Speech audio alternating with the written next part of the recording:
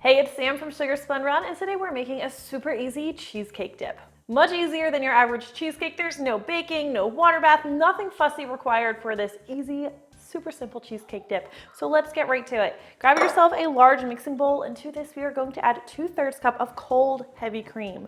Whipping cream or double cream would also work just fine here. You'll need a total of 1 cup of powdered sugar for this recipe, but we're just going to take half of that for now, sprinkle that over the cream. It is important that your cream be nice and cold, otherwise it's not going to whip up properly for you. Next, we are going to add 1.5 teaspoons of vanilla extract. So at this point, we are getting ready to make a very simple whipped cream, which is going to stabilize our cheesecake dip.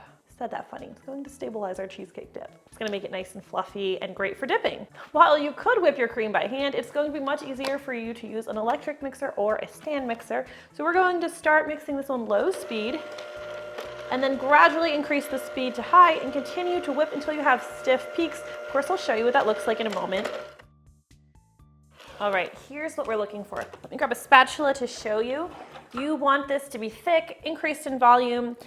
You know, Cool Whip, it should look and feel like that. See how it sits on the spatula? It's called stiff peaks because the peak that forms will hold its shape and not fold over on itself or fall back in. Do go all the way to stiff peaks, otherwise your mixture is going to be too soft and runny. We want it to be perfectly firm for dipping. Now we're going to set this aside and grab a separate mixing bowl for our cream cheese. You will need 16 ounces of softened cream cheese. Use the brick style cream cheese because this doesn't have a bunch of added ingredients like the tub style does. The tub style cream cheese could leave you with a dip that's a little bit too runny. Of course, if there were ever a cheesecake recipe that I'd be willing to risk it on, it would probably be the dip. Wouldn't do it on a real cheesecake. Low-fat cream cheese also can be really runny, so I would not recommend using that here.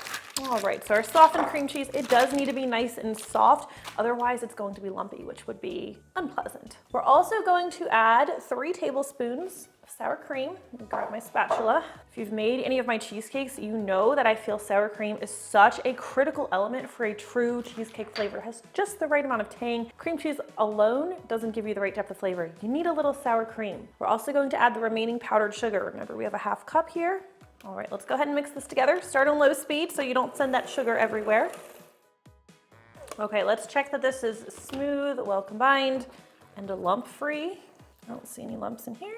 All right, looking good. Do want to get the rest out of the beaters, not leaving any behind. One more quick check. I said that funny. Grab your whipped cream or chantilly cream if you want to be technical. Chantilly is a sweetened whipped cream. That's what we made. I like to whip the cream with the sugar and the vanilla because it distributes the flavor really well thanks to adding the vanilla in here. The added powdered sugar helps stabilize it, which is going to just keep this nice and fluffy even if you're not serving it right away. All right, we're going to fold these together. I don't like to use the mixer at this point because I don't want to overdo it. I'm just going to use my spatula and fold together until I have a nice uniform mixture. The colors look pretty similar, so it can be a little bit hard to tell. Mostly, I go by feel. The mixture should feel uniform as I pull my spatula through it, not any really light pockets and really dense pockets. And if you're struggling with knowing if it's mixed, use your mixer on low speed really briefly for a couple of seconds, and then switch back to your spatula. All right, once that's well combined, grab a serving bowl because you don't want to serve it in this. It's just not that pretty unless you're just eating it all by yourself. I don't judge. Try to make this look a little bit more nice. It's a nice fluffy bowl of cheesecake dip. You can serve this immediately or you can pop it in the fridge, let it chill for 30 minutes, an hour, or even longer. The flavor will develop even more. Though if you let it sit for a long time, it can get pretty thick and be a little likely to break your graham crackers. It's fine, just something to be aware of. If you'd like, you can also crumble a little bit of graham cracker over the top. Some of that added cheesecake flair, you know, graham cracker crust. Not necessary, but it looks nice, doesn't it? And that is how you make this easy no-bake cheesecake dip. Let me know what you think if you try it. I always love hearing from you. Thank you for watching, and I'll see you next time. That's excellent.